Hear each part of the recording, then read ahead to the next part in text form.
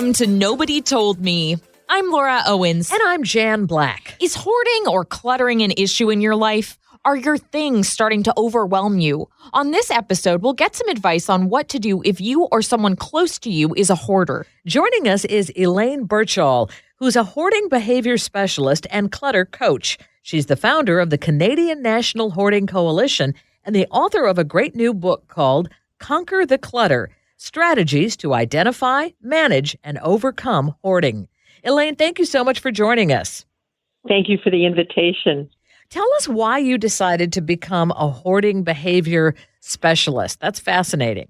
I was a social worker already with quite a number of years of experience working with people in difficult life transitions. And when I discovered the topic of hoarding, I realized how unique each person is. It all looks like the same mess on the floor, Jan and Laura, but it isn't. The path in is very unique to the person. So the path you need to help them walk out is just as unique and particular to them. And I love that challenge. And there's nothing like seeing somebody get it and then go on like the elderly lady today saying to me that for the first time, her home, her place has become her home. Oh, wow. Well, how does it typically start, and what age do people typically start to gather clutter? That depends on a number of things. So if we could talk a little bit about the three paths, that would help kind of frame that discussion. Sure. Yeah. You talk about the top 3 hoarding life cycle patterns. Tell us more. Yes. So there are basically three paths if you add up all research, and certainly my 18 years of experience. The first is genetic. We do know that anywhere from 50 to 84% of individuals who actually hoard themselves have a first-degree family relative who hoards. So that's a mother, father, sister, brother. We also know that there are actually 4 chromosomes with markers in common. Now, we don't know enough about that to be predictive, but that certainly does indicate that in some percentage of the population, there's a genetic predisposition and vulnerability. Add to that the power of modeling behavior. You can't hit the target if you don't know what the target looks like. And if you were raised in excessive clutter, then you may not have been taught the skills or the values or the beliefs or the confidence to make decisions about your things. Second path is if you're one of those unlucky folks who also, usually neurologically, were born with one of the higher risk comorbid factors. That's just a $5 word for other mental health or physical health condition that puts you at higher risk of also developing hoarding disorder, but separately. So even if you really get a lot better with your OCD or bipolar or ADD or ADHD and you're managing it well, the best really that you can hope the impact on that on your hoarding will be is that it might make you more available and less distracted by other symptoms so that you're able now to handle this completely new and different disorder. Almost like hoarding, it feels to me like almost in that situation, hoarding's waiting in the wings. You have some vulnerability to it, and then maybe this other disorder puts you at higher risk of it just converting over and attaching to it, almost piggybacking on it. So the third path is also a really important one, and that is what many people don't realize they're vulnerable to. In fact, I think under the right conditions, most people are vulnerable to it. And that is, just when you're chronically overwhelmed and you've got a busy life or whatever the factors are in your life cycle, your lifestyle, you're always fighting just on the edge of staying in control of being organized and the clutter. And sometimes you lose a little ground, sometimes you gain a little ground. and then something happens, as happens to all of us. It's either a major event or a series of lesser events, but in a compressed period of time. You can't restabilize in between. And so by that third, fourth setback, you're very overwhelmed. And the state of being overwhelmed is the single most thing I'm told by every single person I have worked with over the last 18 years. It's interesting because my mom and I both watch hoarding shows, and it seems like a lot of these people have similar stories, even though, like you said, they do have their own stories and they're unique. But it seems like the definition of a hoarder, at least in my mind, is somebody who just has, trash up to the ceiling. What is the real definition? Not at all. So there are three basic criteria for something to qualify as a hoarding situation. Every excessive accumulation isn't necessarily hoarding. The first criteria is there must be what most people would describe as an excessive accumulation. And I say a failure to resolve. I don't say get rid of or throw things out or let it go, but resolve that proportionately.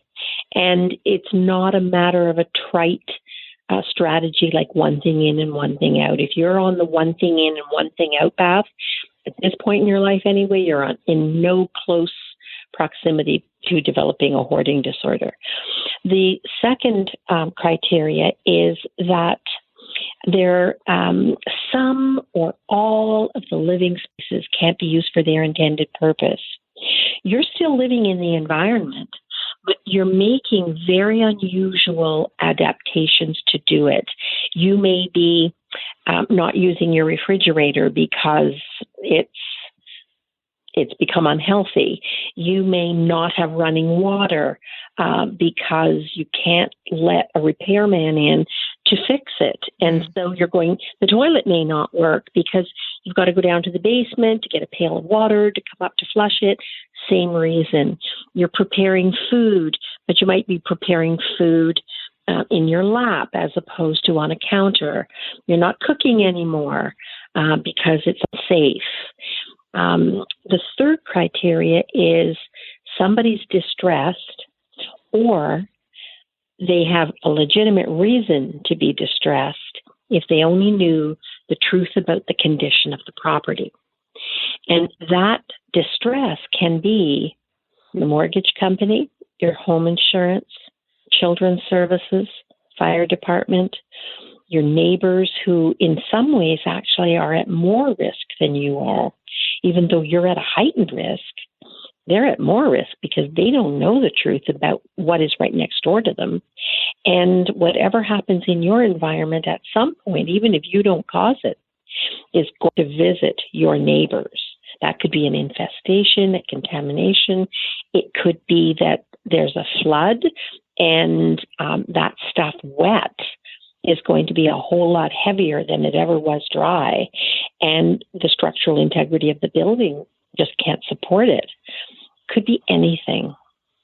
Our Nobody Told Me conversation continues in just a minute after we tell you about a way you might be able to save money on life insurance. Look in the mirror. You look good. You're doing everything right for your health today. But if you're not planning for the what ifs of tomorrow, then it's time you do. The problem is, historically and rather ironically, people who are health conscious have overpaid and subsidized those who are less health conscious. It's not a conspiracy. It's just how life insurance works. Introducing Health IQ. Health IQ uses science and data to secure lower rates for people like you on their life insurance. If you're a runner or a cyclist, or you're into CrossFit or another type of athlete, even a committed weekend warrior, if you're a vegetarian or vegan, then you deserve to be rewarded for your hard work with more affordable life insurance rates. And Health IQ can save you up to 41% because physically active people have significantly lower risks for heart disease, cancer, and diabetes. And Health IQ is not just a lead generator. They take the customer through the entire process of applying, and the policy is underwritten by one of their top insurance partners. But these savings are exclusive to Health IQ. You won't find them anywhere else, and you must qualify to get a special rate. To see if you qualify, Go to healthiq.com/nobodytoldme to take the proprietary Health IQ quiz. Depending upon your score, as well as other related qualifying factors, you can save up to 41% on your life insurance premiums compared to other providers. Again, that's healthiq.com/nobodytoldme to let them know we sent you and start the process with the Health IQ quiz. There's no commitment, and you'll learn even more about potential opportunities to be rewarded for your commitment to healthy living. What misconceptions do you think people have about hoarders? For example, I have the idea that most hoarders are people who are perhaps at the lower end of the socioeconomic scale. Is that true? No, that's not true. Hoarding doesn't respect any education level, any culture, any age group, really, or any income bracket either. I have some clients who are extremely well off, and I have others that are on social assistance, and everything in between, Jan. And the thing, the unique thing about hoarding is that it's just one more way to get stuck. Lots of ways in life to get stuck, and hoarding is one of them. So other misconceptions would be that all hoarding situations are dirty or filthy, or like you see, squalid, like you see on television. That's not true. Or that there are necessarily things are chaotic and disorganized and a mess. I have some people who are meticulous. Their home is cleaner than most people's, and they're very particular about it. I have some individuals who are living in a hoarded environment, and things are very well organized. They're neat, they're tidy, they are organized, they know exactly where to go for things. It's about the excessive accumulation, that failure to really understand that space and time is finite. And so that adds to the risk that people are going to be living with. It adds to the fuel load. So if anything happens, and it doesn't have to happen in the hoarded environment, it could be your neighbors have a fire, or a shingle blows off your roof and you get water in, or like anything can happen. One of your wires shorts out. The fuel load in a hoarded environment means you're not getting out, because unless you're by the door, that place is going to go up with the high level of combustible materials. I have a question. I wonder what your first step is when you're working with a hoarder. I'm sure you've developed quite a process over the years, and it just seems like it would be so overwhelming to somebody like me who can't imagine doing your job. So a process. So the very first thing I do when I go in to see somebody is obviously try to help them understand that they really, truly are just like everybody else. Everyone on the face of this earth, Jan, has baggage. And this is just their version of baggage. And the only difference between them and the people that they look up to who seem to have everything is that they know their own baggage, but they don't know the other person's baggage. And so everybody gets a challenge in life, something that they need to work on, and this is theirs. And then I just listen. I listen, and I really try to understand what led this person to this point.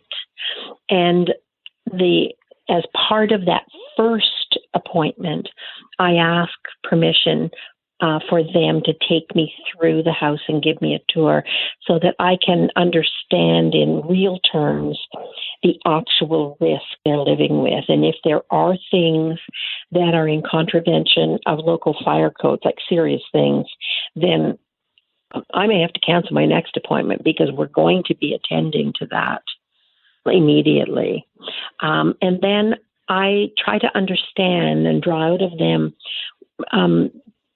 what their vision for how they want to live is, and what will it look like, and give them some hope, because people can do wonderful things on their own if you give them hope, and make them realize it's really important.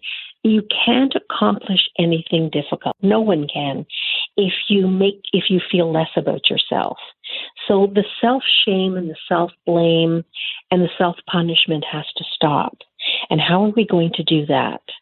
And that's the first thing. Heal the person some so that they feel that this is a doable endeavor, and that they are not damaged. They're not, remove the stigma, so that they realize, I created it, I can uncreate it. Who typically calls you in for help? Is it the hoarder, or is it a friend or family member of the hoarder? That's a little different in Canada from the States.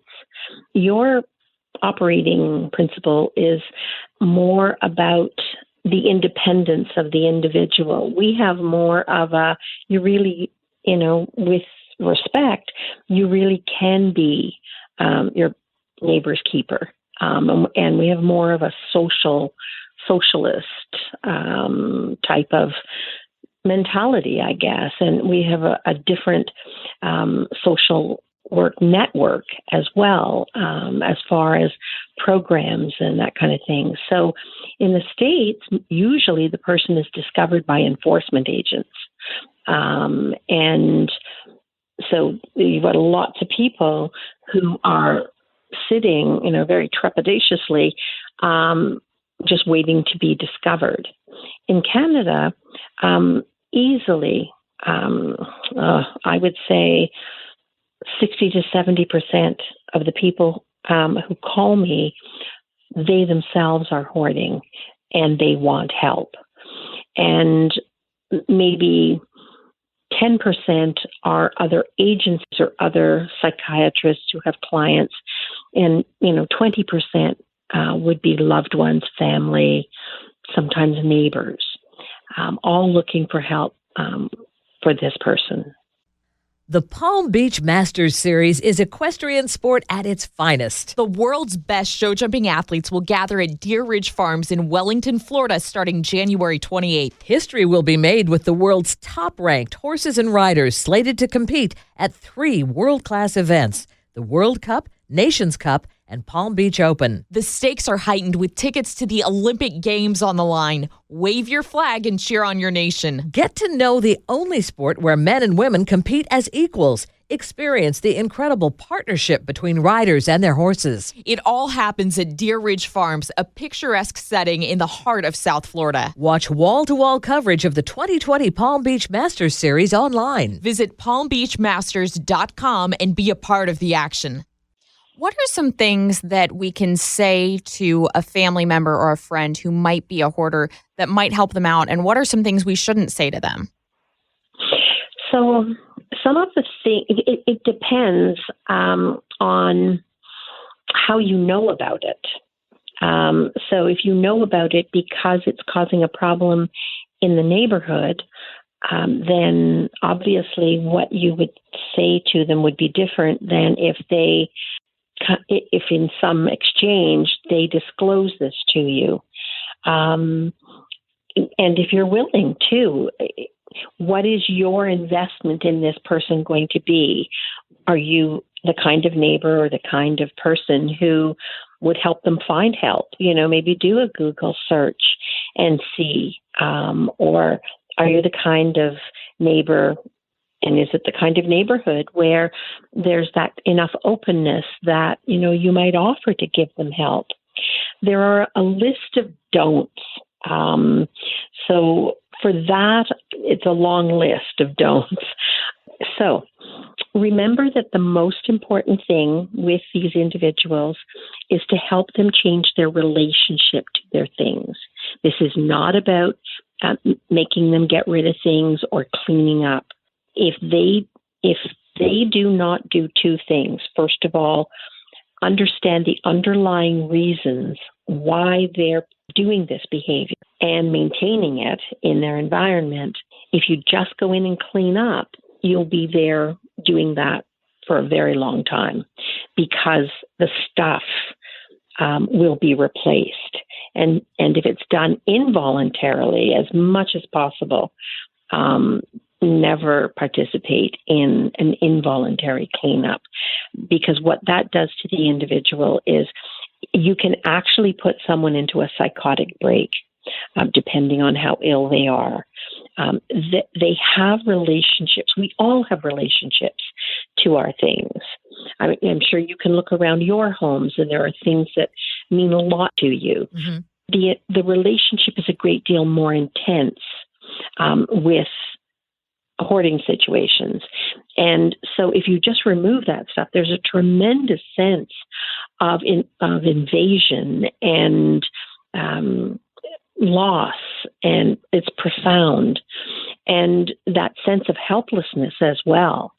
And even though when you go in and it looks somewhat chaotic, that person has a rationale. They had a plan.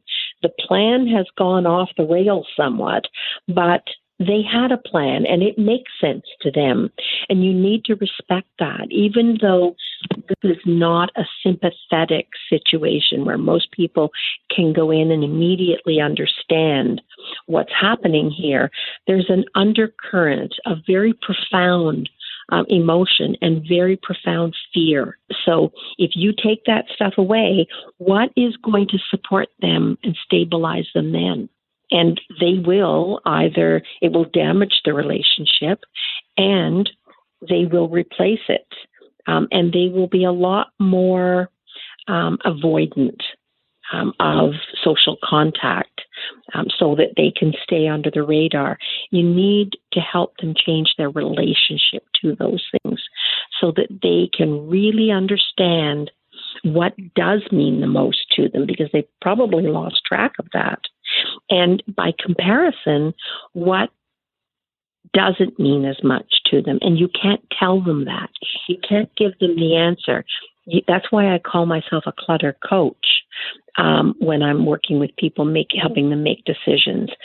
I need to coach them through their own values.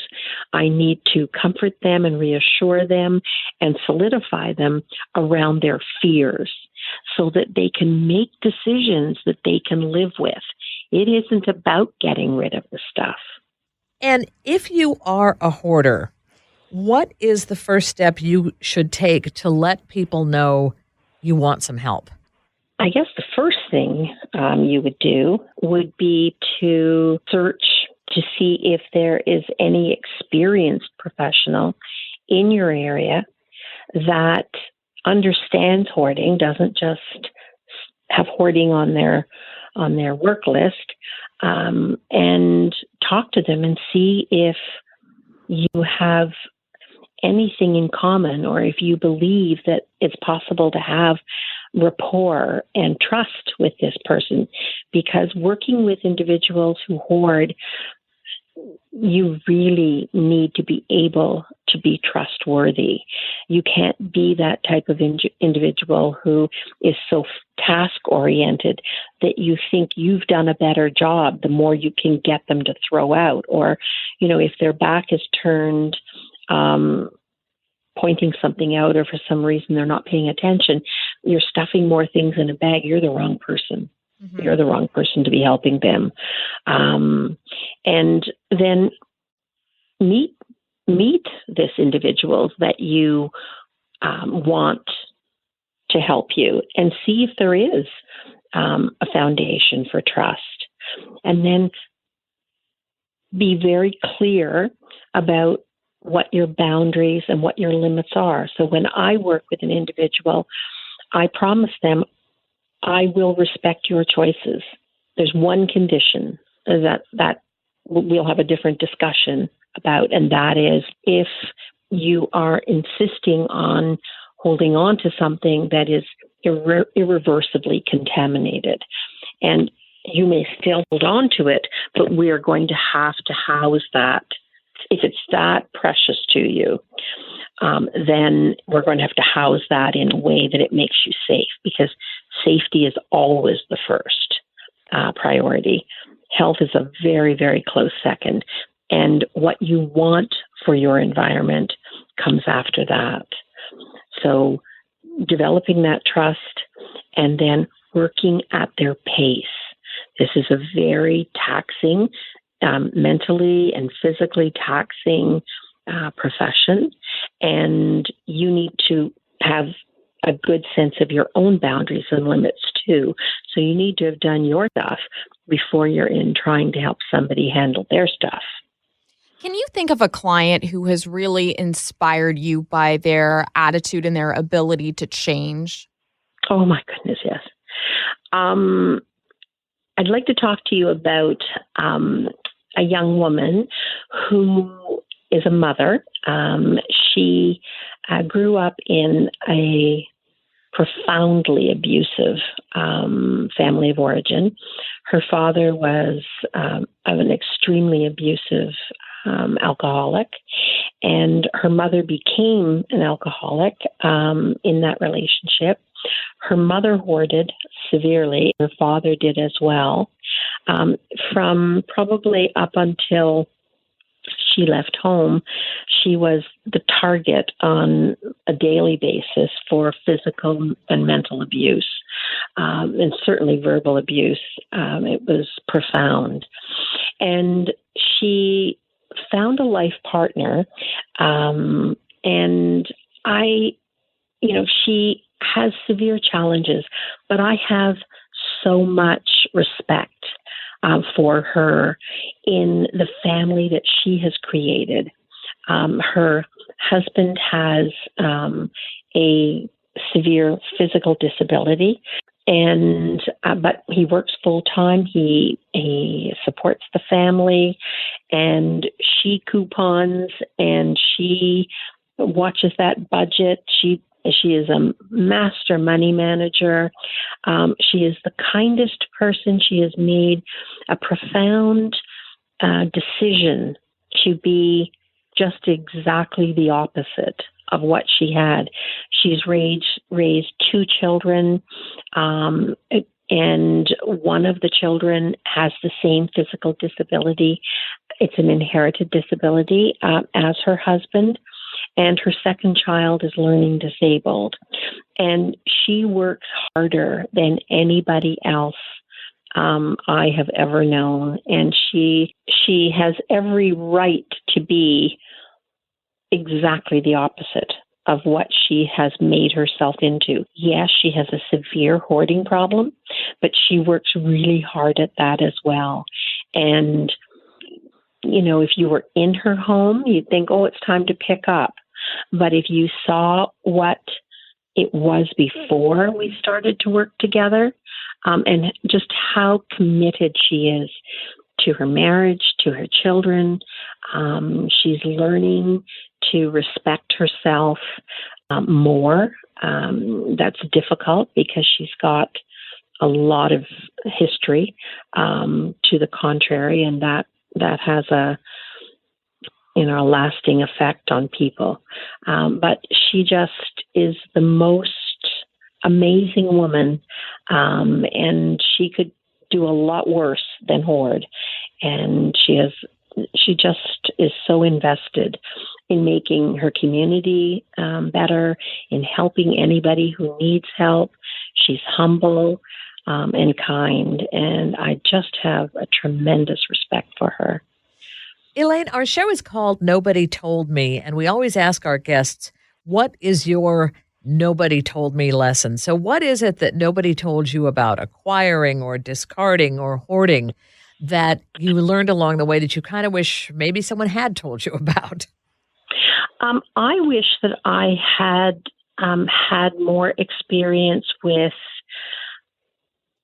people who carry such a difficult burden, and how easy it is to judge from appearance.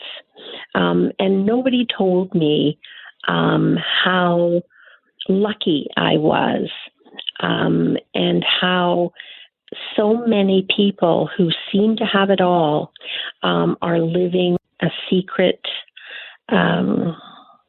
shame, and how much perseverance it takes to overcome something that you feel defines you, like hoarding, and how intricate. I'm also very grateful, though, for being brought up with the principle of there, but for the grace of God go you. So don't feel too superior. Try to understand the individual. I just had no idea of how difficult that could be.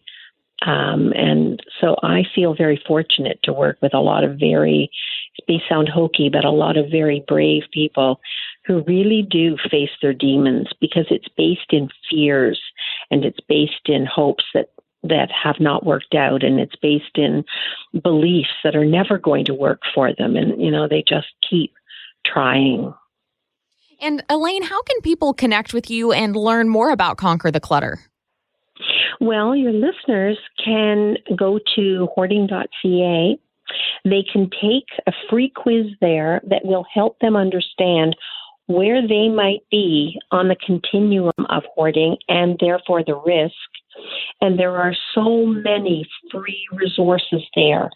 And I'm also going to be starting a podcast on hoarding in April. So it'll be a free podcast, and certainly the response has been tremendous. And I'm hoping then to be able to fill that gap for individuals who there aren't services in their area, and even if there were, they couldn't afford them. Well, Elaine, we thank you so much for joining us. This has really been informative, and I hope it's helped a lot of folks. I think it will have. I'm sure it will, and thank you for the opportunity. Our thanks to Elaine Burchall, whose book is called Conquer the Clutter, Strategies to Identify, Manage, and Overcome Hoarding. It's published by Johns Hopkins University Press. And again, Elaine's website is hoarding.ca. I'm Jan Black. And I'm Laura Owens. You're listening to Nobody Told Me. Thank you so much for joining us.